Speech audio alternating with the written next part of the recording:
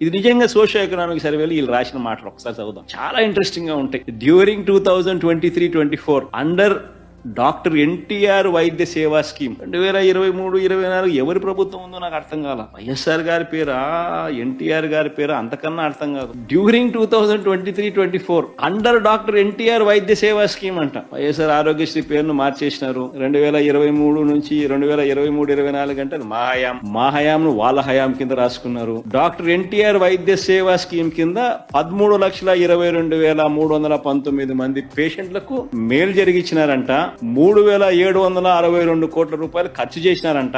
Doctor NTR వైద్య సేవ from 1/4/2023 31/3/2024. ఆ టైంలో ఎవరి ప్రభుత్వం ఉన్నది అంటే వైఎస్ఆర్సీపీ ప్రభుత్వం చేసిన Aarogyasri, doctor YSR Aarogyasri scheme ను 3,700 కోట్ల రూపాయలు ఖర్చు చేసి పేదలకు మంచి చేస్తూ 13,22,000 మందికి కుటుంబాలను నిలబెడుతూ 3,762 కోట్ల రూపాయలు ఖర్చు చేసి మంచి చేస్తే ఆ మంచి ఎక్కడ వైఎస్ఆర్సీపీ ప్రభుత్వానికి వస్తుందేమో అని చెప్పి ఒకవైపున ఆరోగ్యశ్రీని నిర్వీర్యం చేసేశారు. దాన్ని కూడా మళ్ళా డాక్టర్ ఎన్టీఆర్ వైద్య సేవ అని చెప్పి పేరు మార్చి మేం ఖర్చు పెట్టింది కూడా మీరు ఖర్చు పెట్టేట్టుగా రాసుకొని దొంగ పబ్లిసిటీకి, దొంగ అబద్ధాలకు చేస్తా ఉన్నారు అని అంటే మీకన్నా దిక్కుమాలిన ప్రభుత్వం ఏదైనా ఉంటుందని అడుగుతా ఉన్నా.